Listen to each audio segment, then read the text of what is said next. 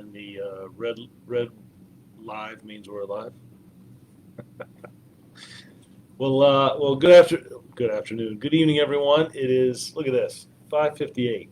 I was 30 seconds early for our afternoon session. I'm here at probably a minute 15. How about that? It's pretty good. So I got Matt with me tonight. This is our evening version of Chat with the Chief. Earlier today. We had some good conversation topics that we touched base on around noon today till about noon to 1. I think we went a little over. So this is our evening session, and what we are is set up here for just some open conversation, dialogue, some opportunity to be able to spend time with citizens or individuals that have questions, comments, concerns. But we don't do this in place of community meetings, but in addition to, and part of the process is to be able to take some questions and have some back and forth. I mean that in a good way, right? Back and forth. But just some conversation about what we're doing in the police department, things we've come out of. We're in a brand new year. This is our first day of Chat with the Chief in 2024, but it's also our second session only right after the new year. So I am sure. Well, let me just say this. I'm excited to be in 2024. We had some challenges in 2023. We're off to a good start, and I'm very, very excited to be into 2024 and start the new year. So what we'll do is individuals will come in or pop in. Now, because sometimes the posts will come in at a quicker pace, sometimes the system will jump. So if I skip you or I don't see it, it's not because I'm just skipping you to skip you. It's just it jumped, and I'm working with Matt tonight, so it may take us a minute to get back down to where the original post was. But please charge that to technology and not me. I'm not trying to miss any. My intent is to speak very openly and directly to each post that comes through and try to address that as best as I can. If there's a question about a particular case, our rule of thumb here is to try to give you an overview and some updates as much as possible, but I don't want to do anything to disrupt any case that the detectives are still working in the open investigation or a case that is with the Commonwealth Attorney. So we've talked about past cases or type things. We can certainly do that. But yeah, just questions are on your mind. It gives me an opportunity to update the community a little bit about things going on in the police department. I love talking about our recruit classes. I love talking about graduations or promotion ceremony coming up. Coming off of a nice weekend, Martin Luther King weekend, and got to attend some events and do some things on Sunday. And then again yesterday on Monday with both large events, and just had a good time, being in the community and giving back, and then back to the grind today. So we had some good meetings this morning, and like I said, chat with Chief this afternoon. So let me say hello to some people first. Anna, thank you for joining us. Yeah, Anna, all right. I was back early today, and Matt was ready for me. We come in and locked in, and he's like, "Chief, sit here, don't touch anything. I'm hitting this button, boom." And we were rolling, so absolutely. Ms. Cox, thank you for joining us again. I appreciate that. Rebecca, how are you? I hope all is well. Thank you for being here tonight. Robin, there you go. Listening while I shovel. And how much are you having to remove out of the way up there, Robin? I'm sure it's a lot more than what we have here. I was at the food bank yesterday, and we did have some flurries. I looked at my jacket; it was white. It had a little bit of white on the ground, and then it was gone. But for a moment, I saw a little bit of snow flurries coming down. So I understand our friends a little bit north of us have a little bit more than that, or at least was on the ground this morning. Talked to some people from out of state and my family about some weather they're having up there. So yeah, we're in good shape here in the Hampton Roads area. So Liz Rollins, thank you for being here. It says, "Good evening, Chief. Kudos to the department, the Sheriff's Department, Mayor, and everyone for gathering a Peninsula Food Bank yesterday, a day of service." I was absolutely. Mark, thank you for being here. I appreciate that. So what Miss Rollins is talking about is she's one of the volunteers of the police department. She serves also on our Youth Support Review Board. Works here in the local area, and so yesterday, right, Martin Luther King weekend was all about service. Martin Luther King had a vision about 6 inches, chief. That's snow up there shoveling. It's a little bit cold up there in New Hampshire than it is down here in Newport News. I get it, and I remember those days as a kid. It would snow in Cincinnati, and of course, flurries here. We might be out of school for a day or two, right? 6 inches, and they're like they'd have the plows out. We were back in school. We were lucky we got an hour delay, and I'd come home and it'd be a nice note from my dad and mom. Make sure you shovel the driveway. So I know what you mean, Robin. I know what you mean. So yesterday, oh, Mark, I tell you what, I can't wait to talk about that new precinct, man. So this weekend, Martin Luther King, right, day of giving, or our weekend of giving back. And so Sunday afternoon, I went to church in the morning, and I was able to get up to meet up with Pastor Maxwell and Mr. Shannon, and it was they call it the feeding of the 5,000. There's several times a year that the church there, Beech Grove, give out food, and different people come in and volunteer their time. And Congressman Scott was there, Mayor Jones was there on Sunday, and we were just able to give food to some individuals that may not have a meal or a little less fortunate than others. I tell you, it's really humbling. It was good gospel music. It was a good turnout. Got to say hello to a lot of people, just interact. I really enjoy interacting with the kids. Just some good conversation, and just to put a meal right in somebody's hands as we were giving out. And then if you fast forward to Sunday, yesterday, it was the reverse. It was people in our community and churches and individuals bringing food to the food bank. So it was a day of where we volunteered. And what Liz was talking about is we had the recruits from our police academy that came out. We had the fire department, the police department, the sheriff's department, Mayor Jones there. We even got a special visit from the Attorney General, Jason Yares. We had city attorneys that showed up and helped receive food. We had city attorneys that delivered food. Our city manager was there, Sheriff Morgan. A lot of fraternities, and they go back and forth a little bit of challenging each other. But it was just a really good event. And it was cold. I'll tell you another group we had. Now I can tell you, when I was 15 or 16 years old on Martin Luther King Day, it was a day off. I understood what Dr. Martin Luther King and learned about him in school and the challenges he had in life and all the things that he stood up for. But I also remember it was a day off.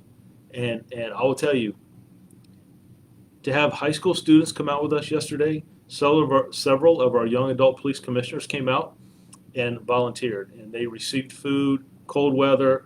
They brought it in, weighed it, documented it, sorted it into bins. They just did an amazing job. So to see young people come out and give back, it was really humbling. And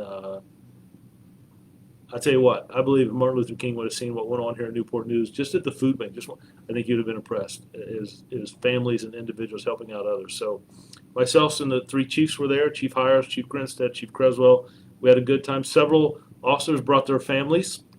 We had individuals from our police academy, not just the recruits, but staff that came out. And look, they brought their kids. We had some federal partners that came out too. Let me tell you what, man, those young kids, they're like they're fighting to get the next load in, right? So we kind of, hey, it was just a good event. I had a really good time, and I want to thank everybody that came out and donated food. I want to thank those that worked in receiving it. They left there, I think we got ready to leave about 1:30, started cleaning up, and then two groups showed up. So I think I left about 2, but I really, really had a good time. We had our volunteers came out. Miss Whalen, who oversees our volunteer program at the police department, she was out and stayed, right? Not just people to show up, and they were there. It was committed. And look, the mayor came, and a lot of these fraternities was there, and he had another meeting. He may get mad at me, man, but I got to tease him. He had another meeting, so he's like going to 2 or 3 different places at the same time. So he's there, and some of these fraternities are showing up, right? So he leaves. He's got an event he was at, and he came back, and he had a fraternity jacket, and I just thought that was classic, man. So there was just some back and forth. It was fun. Former Mayor Price was there. It was just a really, really good event, and I really enjoyed it. So just wanted to say thank you. There was a lot of food donated, and just really, really nice. So, Liz, right? Yep, there was a lot of caring there, and smiles on people's faces. I think our food bank does an amazing job, and again, it was all about giving back to some of those that are less fortunate or helping, and even money donations that were taken in. I believe they told me that $1 with how they can get their discounts on buying food will be like 3 meals. I think does that sound right? Somebody might have to correct me, but it was that they can buy food at a reduced rate, and it was just a really really really good event. So um, although it was a day off from work, it was certainly a day of service, and I think Dr. Martin Luther King it represented what he was talking about and vision and all of us giving back and helping each other. So yeah, so it was just a good week. So a couple of things coming up in our department as we roll into the new year. Next Tuesday, I want to invite the community at Gethsemane Baptist Church at 10 o'clock, 10 a.m. We have our promotion ceremony. So I'm excited about that. We'll be promoting officers officers. We'll be promoting some civilians and sergeants and lieutenants. It'll be their moment for their family and loved ones to pin their badge on them and recognize them for being selected for the next round of leadership in the department, the future leadership of the department, if you will. So we'll do that. We'll have a guest speaker from a young adult police commissioner, and if I haven't talked about that, that is a program that we do in the police department.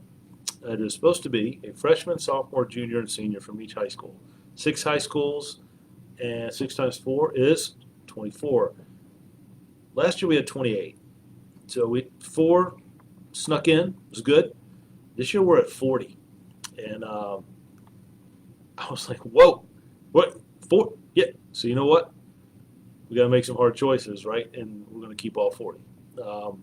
Kids want to be involved, learn a little bit about the police department, take the message back, good conversations.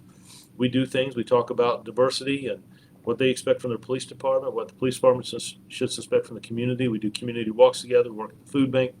They will do interviews with me. We'll have the media outlets come in and teach them how to do interviews. They can see themselves on TV here in police headquarters. But we'll set up and do open panel discussions that they facilitate from their individual high schools that we'll be at. I think we're looking at doing those again this year in March. Try to attend every single graduation. We have a gala at the end of the year. They do things with domestic violence. We did a lot of stuff with Christmas this year. It's just a good group of people, and these aren't students that are 4.0 averages. It's all walks of life, and they're just students who have a heart to learn more about the community and give back and do things. So they're all outstanding stars. I think our youth are some of the most talented in the region, if not the country. And we learn as much from them, I certainly do, as they do from us. I tell you, there's another program I was hearing a little bit feedback about we got to work with, and may talk about it, maybe have a guest on here in a couple weeks and do a little session. Maria, thank you for being here. It's good to have you. You are very, very welcome. You are very, very welcome.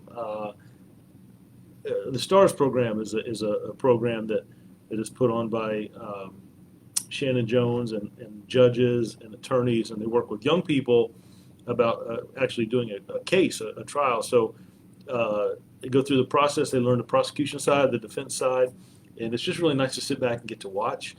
We facilitate with some of getting the kids there. We facilitate with we partnership and do some sponsorships, which is on the lower scale of importance. It's really about those kids, right? And but some of the officers and detectives do role playing when the trial and the case comes together. And anyway, I was asked to do some role playing last year, and I think that they told me thank you, but I think they laughed at me a lot. But it was really good. I mean, you're in front of a judge, and you've got excellent attorneys teaching young people, and just to see them absorb that and take off. And some of the young adult police commissioners are in that program, and it's just great. So I really appreciate what they do, and just to get to see and be a part of that, and the judges and everybody that plays a role.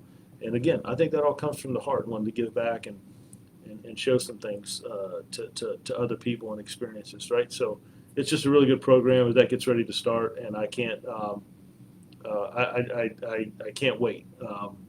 We have a good time now. Look, I will tell you, the young adult police commissioners, the kids in the STARS program.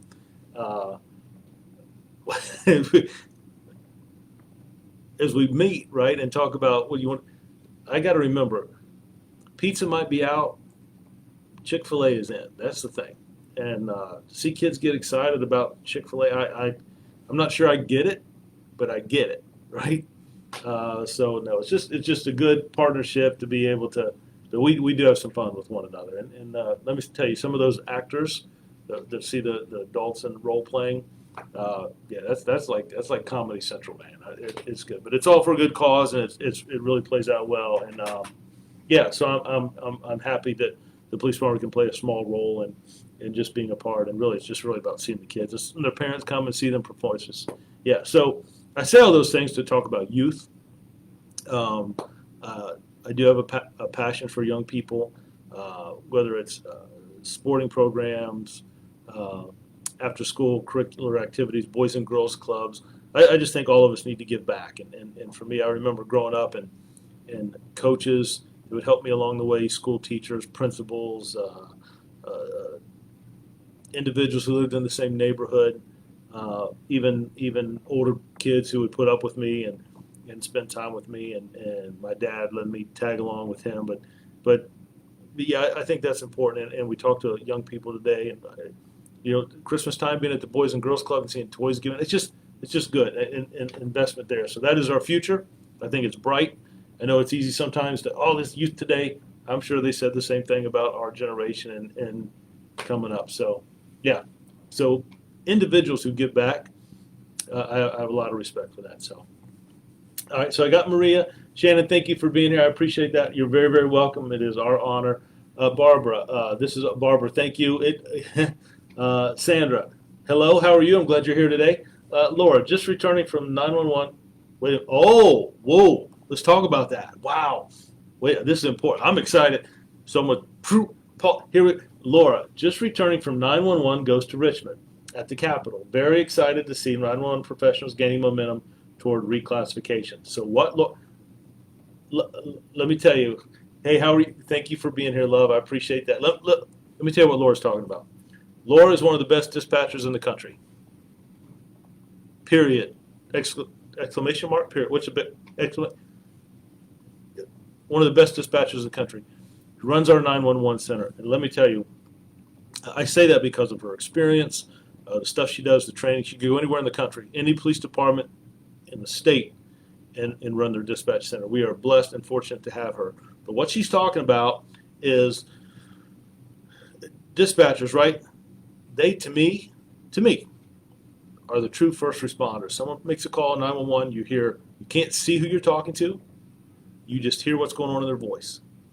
They escalate, de-escalate, loud, soft, and they please send help. Most people don't call just to say hello. I just want to call you guys. Appreciate what. Most of the time, they need assistance, and often it is in a critical, troublesome part in a moment. So then they call in police officers to respond. Right. So the dispatchers who get the information in one ear, the same ear, right? They're typing the information up, and they're dispatching officers and giving officers the information they have. Well, as officers, right? Hey, well, can you tell me more? And the dispatcher may not have that, so then she's got to go back and ask her. He's got to go back and ask for more information. And sometimes we can get agitated. Can you tell me where the firearm is? Can you tell me where the shots are coming from? Can you tell me where the vehicle's parked at? All these different things, right? And it becomes stressful at times. So as an officer, after we run a call, we can go by 7-Eleven, pull over and just get some fresh air. Dispatcher's on the next call. They're not getting up and leaving and coming back. I believe dispatchers and what they do, not because of what I've read and not because of what I've heard, but from what I've seen. I believe that they are true first responders. They set the tone on individual on that other line about what officers are getting ready to walk into or calming people down. They're delivering babies over the phone. They're guiding someone into do life-saving measures over the phone. They save lives. I think they're the true first responders. So what she's talking about is there is a movement. Several police departments across the country are pushing. Some states, I believe, or some departments have already made them first responders. So there is a gathering, a meeting, a movement in Richmond, our state capital, to push them to be first responders. And I believe, Laura, if you're still on here, I believe there's another one coming up in D.C., and we will be sending individuals to both. I fully support it. I know our mayor supports it. And I would really like to see our state, the state of Virginia, push dispatchers to be first responders. I am telling you, it is a critical part in public safety. You know, we always talk about sheriffs and police and fire. Dispatching is a critical part. They don't get the recognition.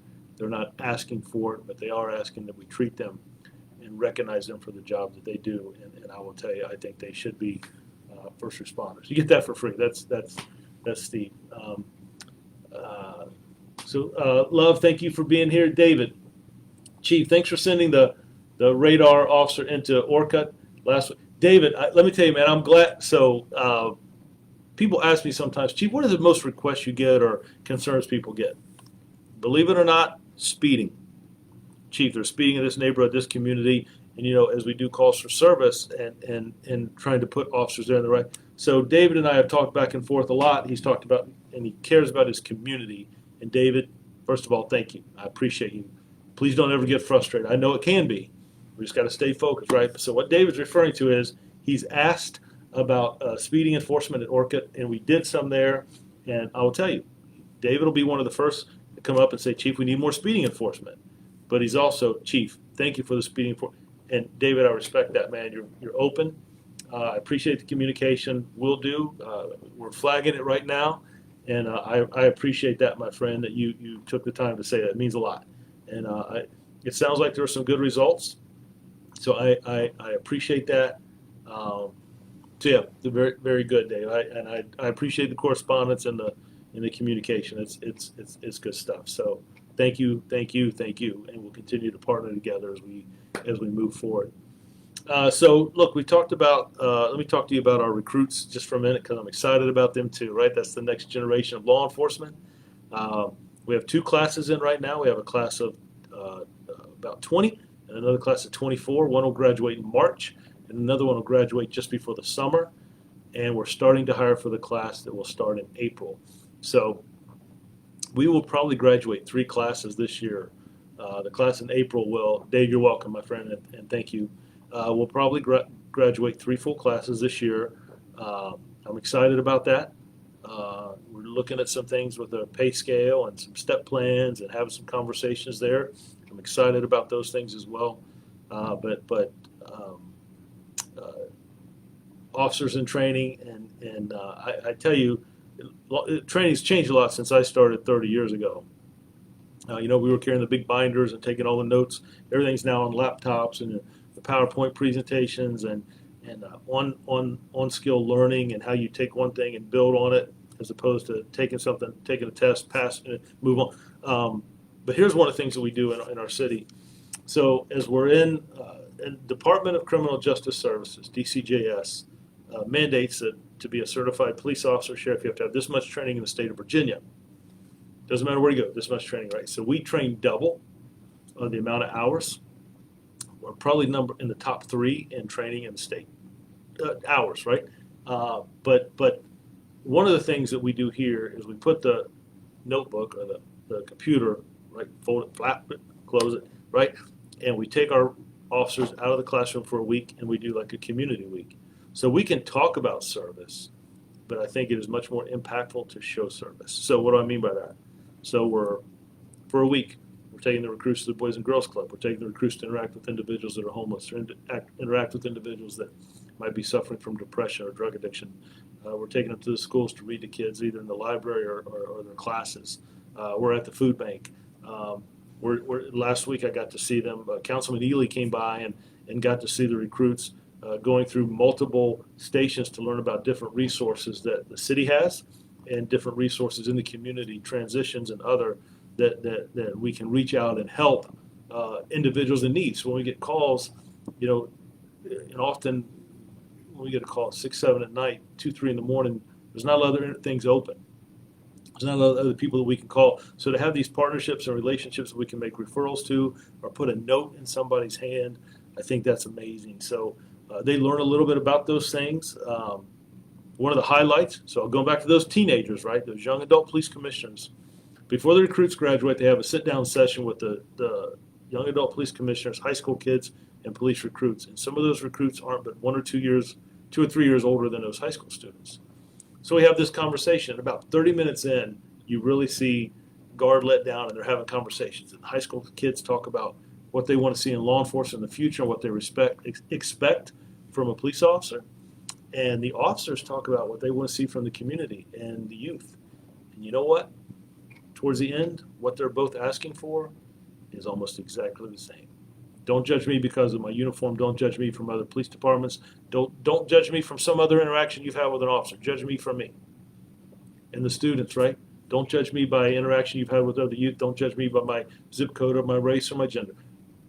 If I talk to you, talk to me. Treat me with respect. Officers, when we talk, treat us with respect.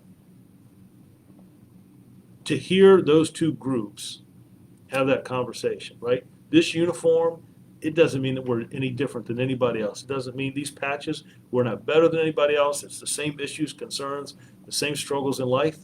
It does mean that we're held to a higher standard. It does mean that. But you take this badge and this uniform off, and we're like anybody else, right? So to have those conversations and try to move forward and work out solutions and think about things, I just think that's so valuable. And it's one of the things that they do that I really, really, really, really enjoy. So, yeah, I just wanted to share that with you is the things that we do in training. And so I really enjoy interacting with our recruit class. And I enjoy interacting with our young people in our community as well. Ms. Rollins, I drove past an officer today, this morning, who stopped by to say hello to the kids at Hilton preschool. Oh my gosh. And let them see her police car, her police cruiser. It was so sweet, a mini field trip. The kids looked so excited. Well, I will tell you, Officer Williams is outstanding. And to be able to stop by there and interact, I will guarantee you it was as much fun for Officer Williams as it was for those kids. I will promise you that. So that's awesome. And thank you for sharing that. That's cool. I love. But y'all are different. When y'all are in the wrong, we can't protect ourselves from you. We have to take the abuse and deal with it later. So love. Let me share with you a little bit. And when I say y'all, I mean the police in general. That's fair. I appreciate that. So let me tell you, love. I don't know if officers in this department will feel the same way. We try to address issues very, very quickly. Whether we miss a court date, it happens. We're human, right? I don't know of anybody except one person that was perfect, right? So just because we put this uniform on, we're not any different than anyone else. We have an internal affairs division that reports directly to me. Every officer here wears a body-worn camera. I don't know of any other profession where we strap a camera onto someone's chest and it records everything they say and records everything they do. I don't know any other profession. I'm sure you and I both could sit down and think of a list of individuals we would like to see wear those, but we're the ones that do. We're allowed to go back and review that. But I will tell you, even if there's no complaint made, we will review. I think we review 3 incidents a month, right? A traffic stop, just a random call, and then where an arrest is made, how we're treating someone, how we're interacting with people. And for me, it is about correcting behavior, addressing it, making a better officer, myself included. When we do promotions in our department, we have citizens sit on the panel, people from the NAACP, people from the education system, retired professionals, retired lawyers, staff from the Boys and Girls Club, that sit and because civilians will ask different questions than I'm going to ask. Policy and procedure, is this what we should do? But how are you going to interact with young people? How are you going to treat our youth? How are you going to respond when you go to a domestic call, right? Which are some of the most dangerous calls we go to. And that's important. And sometimes you capture some things on camera that, although no one even made a complaint, here's something we need to address, and that is reviewed by a sergeant, a lieutenant, captain, all the way above. Nothing that happened to me was on camera, and it happened in my home while the officer was on duty, not in your city though. Yeah. So look. I'm gonna tell you, I wish I had the ability to go back and turn the clock back. We can't. All we can do is do better and continue to do better and better. I do think we're better in law enforcement today than we were yesterday, and we should be better tomorrow. The advances in technology, uh, systems that we have, training that we have, the duty to intervene, all those things play a role in having individuals that come forward and will talk to us and share information. And I just think that makes it better. I will tell you, we don't always get it right. But I'm telling you, I get to see and hear and read about the things that officers do day in and day out. And you know, it's funny, sometimes you ask an officer, why'd you join the department? Why'd you want to get into law enforcement? And they talk about some influence they had from an officer growing up. So I still think it's a great profession. Is everybody in this profession perfect? None of us are. Are we all in it for the right reasons? I think for the most part, absolutely. Because who else wants to get up and stand in the rain and on the snow, 110-degree weather, have everything recorded? Those are people that care about one another. Do we make mistakes? Yes. Do we address that? Yes. And try to do better and improve? Yes. But yeah, it's individuals that send those comments in and make us have good conversations. So I really, really appreciate that. Matt, I missed one above Liz. I thought Rebecca. I realize this sounds crazy. So far, so good. Let's see. I have information regarding a high-profile unsolved homicide in another state. It's been over a year since I called and emailed their tip line. I also went to my local field office, okay, and they said it qualified for a guardian to go out. However, they currently have over, 21,000 tips to sort through. If I make an appointment, if I make an appointment to talk to someone and they think it's valid, they can still take getting the information to another state. It's not their jurisdiction. So I will tell you, we certainly can hear what you have to say, and we do have good relationships. I don't know if it's a surrounding jurisdiction or another state or surrounding state or across the country, but we do have federal partners and different things. So if that's something you're willing to come in and talk about, we can have you talk with a detective, kind of assess what we have and look at it on its value and make a recommendation or reach out to a jurisdiction. So I'm certainly willing to do that. Yeah, 21,000 tips. Wow, that is crazy. So I know it does take time, but if it's good information, that people will run with it. And sometimes people ask about, why does a case take so long? Well, can you imagine if you got 21,000 tips and you got to go through all of those? That's a lot. That's a lot. Now, some of them may be the same and overlap, but it's you want to be able to make sure you look, either you've got a clear direction of where you're going or look into each one of those bits and key pieces of information. So anything we can do, I'll be glad to facilitate that and make that happen. The next Citizen Academy, let's see here. The next Citizens Police Academy is taking applications now. It's a great opportunity to walk in the Newport News Police Department shoes and to get insight on community policing at its best. The course opens doors. So what Ms. Rollins is talking about is our Citizens Police Academy. Monica White puts that academy on, and it is about 9 weeks, a couple hours a week. You learn a lot about the police department, from investigations to forensics to narcotics to gangs to homicide cases, the traffic enforcement, our K-9 division, all those things you get to learn about and read about. Presentation, you go to the range, and if you want to take part in doing the firing line, you're able to do that. But Monica just does an amazing job. Not only, we also do youth Citizens Academy for the youth. We did 3 summer programs last year, this past summer. We do them for seniors as well. We were just at the Chesapeake Retirement Community. Great people. Everybody loves the K-9 dogs, and so when I got there, you never want to follow a K-9, right? But they're very, very appreciative, learning a little bit about the police department. So it is a great opportunity. And then there's a CPAAA. So that's an alumni group that's formed out of the Citizens Academy. They want to do volunteer work as they come in and help us with interviews, help us screen new applicants, do things with VIN etching, do role playing when we do active shooter practice or active, like drills, right? That we do them not only with our recruits and training, but also at churches and schools and different entities. So it's very, very valuable. You learn a lot. Most people really, really enjoy it. And with Liz, I would highly, highly recommend it. How do you keep track of your officers when they are on patrol? Yeah. Stop there? So love. Our dispatchers know where every car is. Our radios have GPS data, as do our vehicles. They're able to who's the closest person to this particular call. They monitor that. They're marking out when an officer stops or does a traffic stop. They're putting that on the radio. They go to a call, and everything is time stamped and everything is recorded.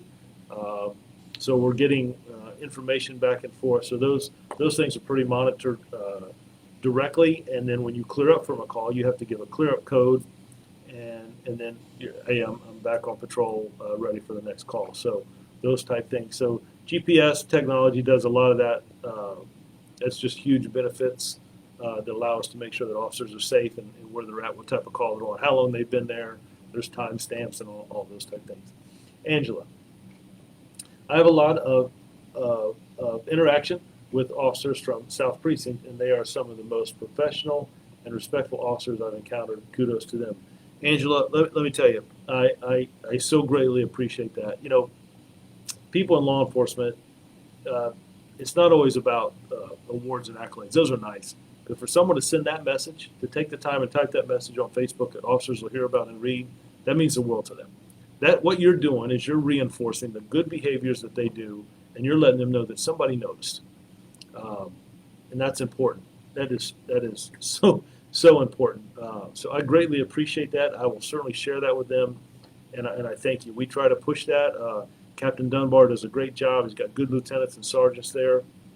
There's some really good officers in South Precinct. They have a hard job, um, and I will tell you, you know, we look at, we've seen numbers drop of people who want to get into law enforcement today.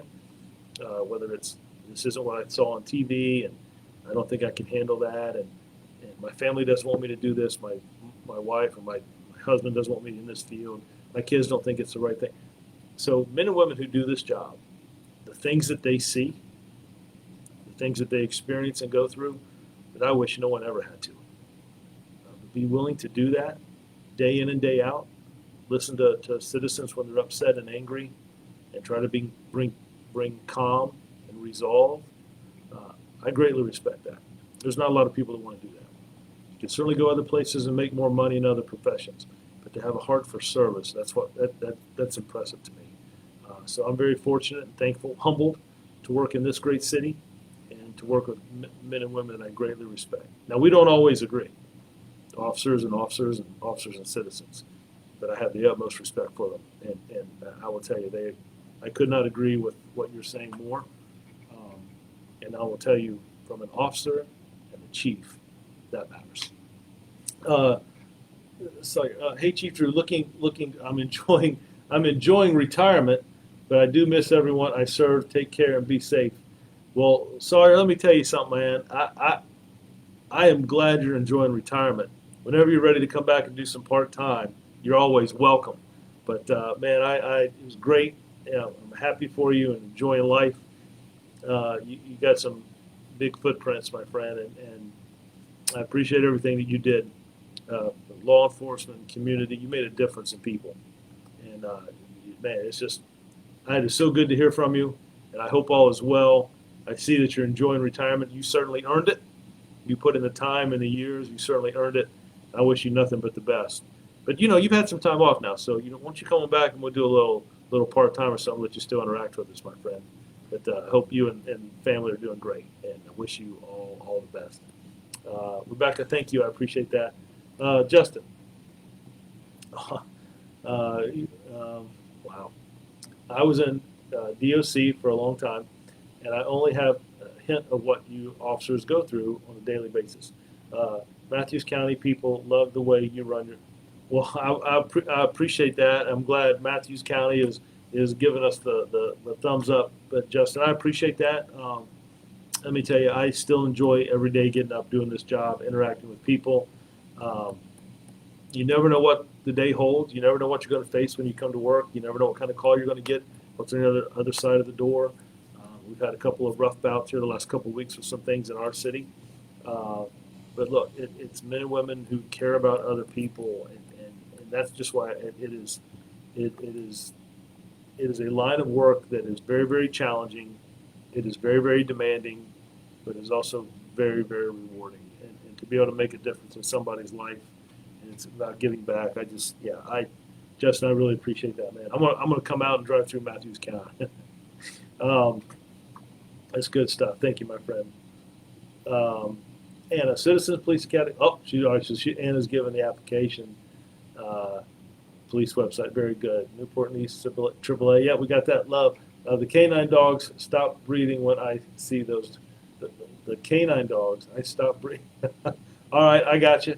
What if it's not a call? How do you track them? So, Love, it's the same way. They still have GPS. Wherever they drive to, the cars will still show up on the system. So what happens is when dispatchers, when a call comes in, they look up what officer is the closest. And that's usually, they do have officers who are assigned to districts, but on some of the calls, whatever officer's closest, and how you know what's closest is by the GPS. That GPS data is in their radio and also in their vehicle. So if they're out and something were to happen to them where they would get injured, we were able to find them. So that's one of the ways that our department is able to track their location. We can also tap into their body-worn cameras when they turn their cameras on and they have interactions. We have the technology that we can also view through their cameras if need be. That's a good question, though. Deborah, what's the best way to schedule an in-person meeting with you? So, well, if we were back in football season, it would be every Friday night. I'd be at a high school football game and Saturday afternoon. But no, if you just shoot a call to the police department, they'll transfer you to my assistant, Miss Morrison. She'll probably ask you some questions like, can you tell us what it's about, what the topic is, and then we'll just get it on the schedule and make it happen. Or you can send a direct message, and I can have her reach out to you, and if you want to talk about the sequence of lights, I may not be able to answer any of those questions. But if it's a issue about law enforcement or an outreach idea or community or some engagement with youth, we're always open to new ideas. So, yeah, if you want to send us a number, or if you just call the police department and ask to speak to Mrs. Morrison, that's my assistant, and then we'll get something on the books. She will ask some questions about what's the best time for you, how long do you think the meeting will last, what would you like to talk about, that kind of thing. And that gives me an idea, like, do I need to have some other people? Do you want to talk about youth outreach? Do you want to talk about gang issues, narcotics, just kind of what the topic is. Ms. Collier, Chief, please thank all of your officers for their amazing presence on Orchid Avenue. The speeds have been fewer. Your officers are always welcome. Well, I certainly will. It's the second time that you and Dave both. Absolutely, I will pass that on. Pass that on to Captain Dunbar. He will be very, very, very, very happy about that, my friend.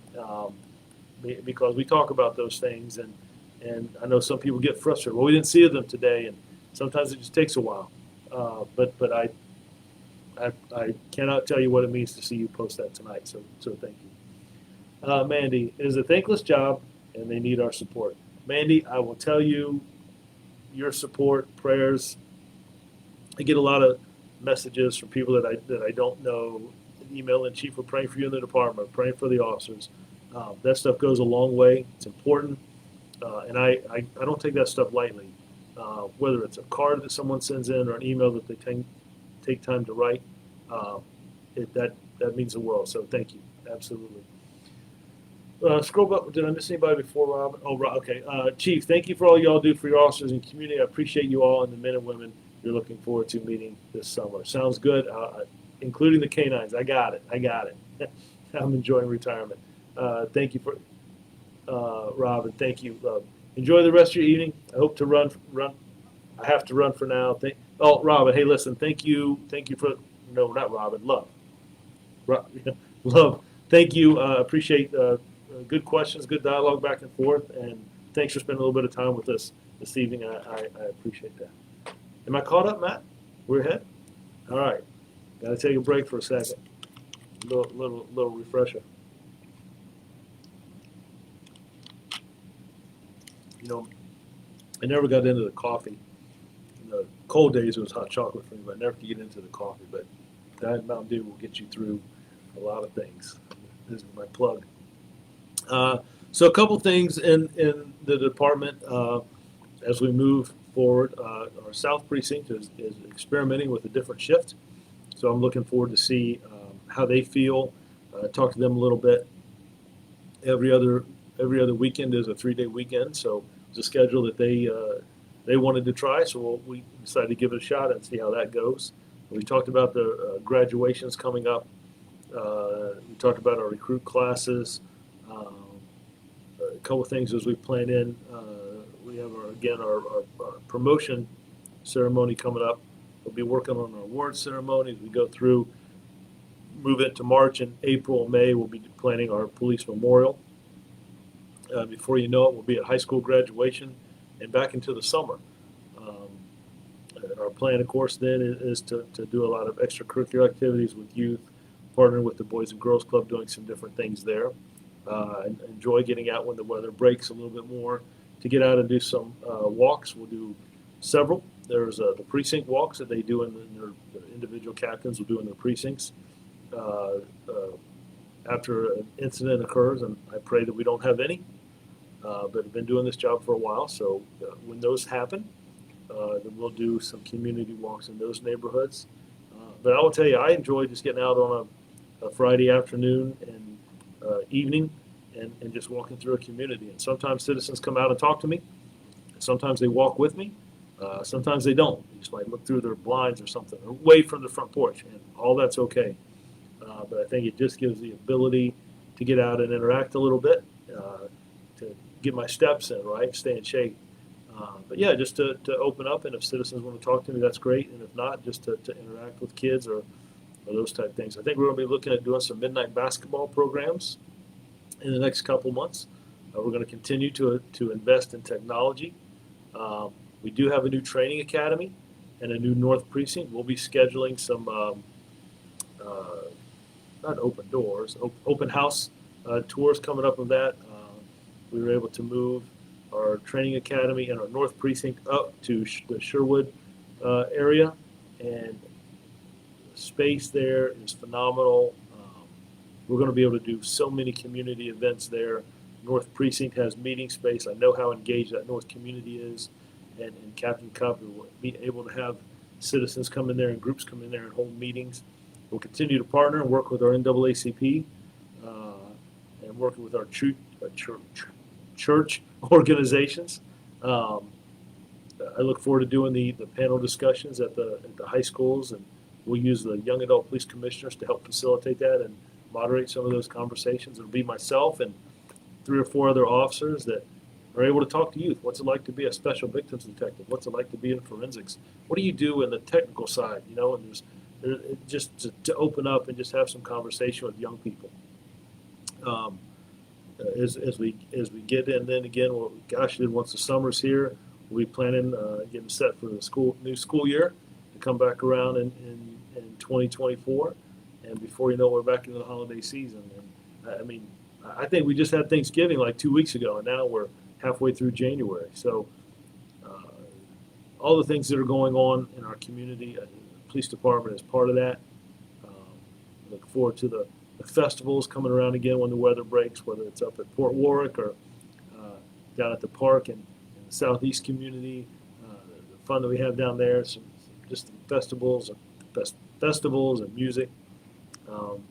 But I think when you talk about policing today, it is inclusive. And one of the things I really enjoy that I hear more and more about today than I did when I started was issues in communities are not just police issues anymore. It's what can the police do? What can schools do?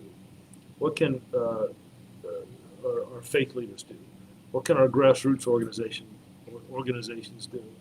How does each Child Protective Services, Human Services, the fire department, all of these different entities playing a role in making a difference in our community, supporting, I think the earlier that we interact with young people and individuals that might be struggling in some part of their life, I think the better. So I'm thankful that we have a community that comes together and we start talking about addressing issues other than just one-dimensional. I think that's a big plus. Anna posted, and she's right, there is an all-day recruiting event on February the 10th. And I will tell you, so on those events, if you're interested in law enforcement, I remember when I was applying to different departments, you would come in and do a written test one day, the physical agility test one day, you'd come back and have an interview. So we're doing all of those things, about 5 things in one day. So you don't have to keep coming back. I think we have one of the fastest processes. What you never want to do is get a good applicant and hold them on the shelf for 6 months before an academy starts, or before you can tell them you're going to hire, because they're still looking for well, maybe this department, who's going to call me first? I want Newport News to be at the top of their list of departments they want to join, and we had better be the first department to reach back out and tell them that we want them here. I think that goes a long way. Our recruiting staff, the background investigators are all retired officers or retired military, reaching out and talking to individuals. I want people to feel that when they're applying to the police department, that this police department wants them. I never want to take a chance on losing good people. So I could not tell you how impressed I am and happy I am with the work that they do. And on February the 10th, we'll do an all-day recruiting event, and if individuals are looking to join the department, we can do a lot of different things just in that one day. Carrie, thank you. That means a lot. I appreciate that. Thank you for being here tonight as well. When I talk about partnerships, I mentioned a few. The fire department, schools, the Commonwealth Attorney's Office, the Boys and Girls Club, different entities that play a role, grassroots organizations. But I think that's important that we try to use some different strategies. Project Ceasefire is a program that we're focusing on right now. And Jennifer, thank you. I appreciate that. Thank you. Thanks for being here.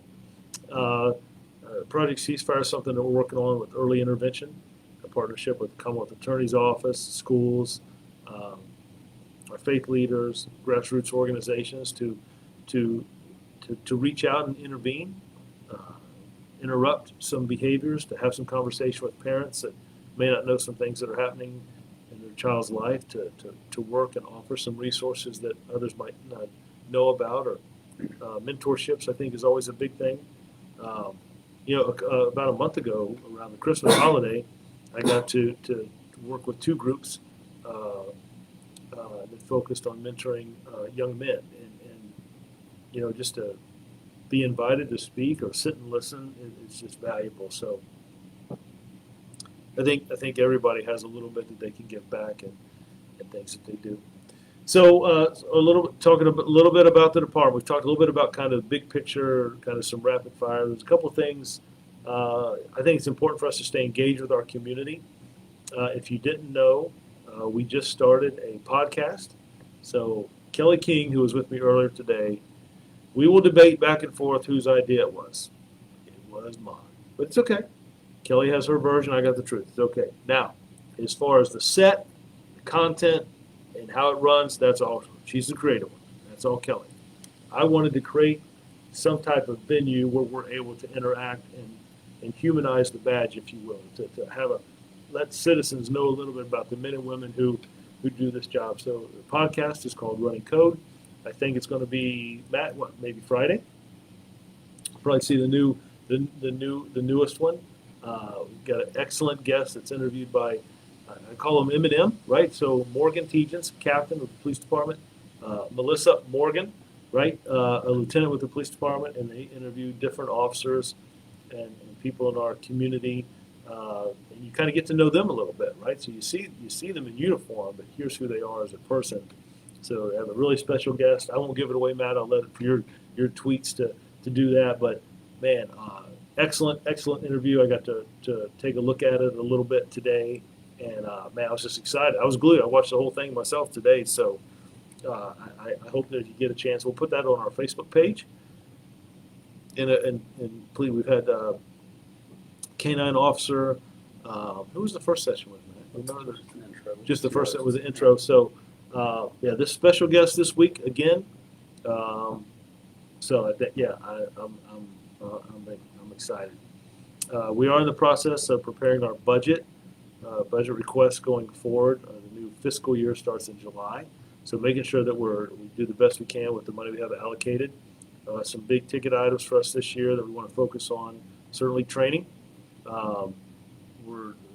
whether we're sending people out, which is always good to go out to other parts of the country and see what law enforcement is doing. But it's also very cost effective to bring professionals here and have them do classes here in our city. So training is certainly one. The other is technology, whether it is software or other new technological advances about policing, tying pieces of crime and evidence together to other incidents, like a firearm, right, that leaves evidence behind at a scene. If we can link that to 3 or 4 other scenes and maybe we stop someone who has that firearm, then it gives us, doesn't say they're guilty of anything, but it gives us a line of questioning and oh, well, you live at this address where this firearm was used and you have the firearm in your possession. It's also tied to the incident across the water. So just gives some avenues there for investigations as we go forward. Deborah, thank you. Did you send Deborah something, or does Deborah reach out? No, Deborah, thank you. I appreciate that. And look, a big shout out to Matt, who's helping me tonight. Look, he's the one moving the screen around, making sure the sound is okay, and that I don't touch anything. I'm not allowed to touch anything. He's like, Chief, you can't. We're in one of the sessions and we're doing Facebook Live, and I tried to touch the screen to move, and he's like, it doesn't work that, Chief, don't touch the screen. So, but no, it's good. Look, I think that in this profession you have to have fun and be able to smile. You certainly see some things in life that you wish you never had to see or respond to. But some of that is also being able to enjoy the people you work with. You never know what call you're going to respond to. You never know what tomorrow holds. None of us do. And you never know what things individuals may be going through that you come in contact with, how they're feeling. Individuals that have thoughts of suicide or depression. And you know what? You never know what's going on in an officer's mind, that are they tired, are they frustrated, things that they just saw, and you can't go home and share with your significant other, and you're back interacting with the community. I just talked to 2 officers today that were involved in an incident, and you know, we have a department psychologist, and we have officers that are professionally trained at CIT and CISM training to de-escalate and talk and check on individuals and look for signs. But I just had 2 officers in my office today at different times, and I wanted to look them in the eye. I need to ask them, are they okay? They are both outstanding. We are blessed to have them. This city is blessed to have them. Their training is phenomenal, and things that they do day in and day out. And they're some of the best trained officers we have. But I just sit down with them today and didn't sit in there for hours, but maybe 30 minutes and just had a conversation. And I wanted to make sure that they were okay. Like I said, this job's a calling. There's not a lot of people who want to do this type of work like I have seen in the past. We still seem to be bringing them in our city, and I think that's a lot attributed to our mayor and our city manager, our city council, school board, Dr. Mitchell, our superintendent, the relationship we have with young people, the relationship we have with school teachers and professionals. I want this department to be the department of choice, and I think that starts at the top. I want us to have a commitment of service and be compassionate, but I also know that real things happen out there, and we have to be prepared to respond to them and address them. And I am confident in this department. I'm thankful for the men and women that do this job. Now, do we always get it right? No. Are we going to make mistakes? Yes. How do we do better? How do we do better? And Robin, did you just all the way from New Hampshire thank Matt? Are you thanking him for not letting me touch the screen? Is that what you're talking about? Maybe I'll send Matt up there and he can help you shovel. How about that? See, that's good. So we're running up right at 7 o'clock. If I missed anybody, Matt, do you think we did okay tonight? I don't want to cut anybody off. I appreciate individuals who took the time. We had some good conversations and a little bit of fun. If you weren't able to watch the whole, I know life happens and things move, but you're able to go back and watch the interaction tonight. If you have any other questions, then you post them. We'll try to address them. Mental health is so important. Robin, it is. I will tell you, more and more I see law enforcement dealing with that. And we have to spend a lot of time training with that. And remember that we're not psychologists or psychiatrists. There are individuals that go to school for years and have big plaques on their wall. We spend a little bit of time, but in those critical moments, we're the ones responding to those scenes. We've tried to do some different things here in our city. We have a CARES unit, which is modeled after the CAHOOTS program in Seattle. Assistant Chief Hudgens, who was here, who's now the chief down in Pineville, North Carolina. So it's a paramedic and a clinician who ride in a van. They go to nonviolent calls, so we don't try not to put them in harm's way. And individuals that may be suffering depression or homelessness or suicidal tendencies, that they're able to have some conversation. That's been a game changer for us, right? We hired a civilian that helps us with domestic violence. Dr. Shavers is well known now all over the state for the work that she's done with domestic violence. And I don't mean just with individuals who are in those situations. I mean also in recreating the way we train in our department.